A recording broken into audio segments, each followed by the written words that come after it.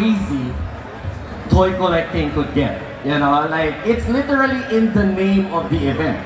It's ToyCon. It's the biggest pop culture event in the Philippines, no? Kalahati ng hall natin, laruan.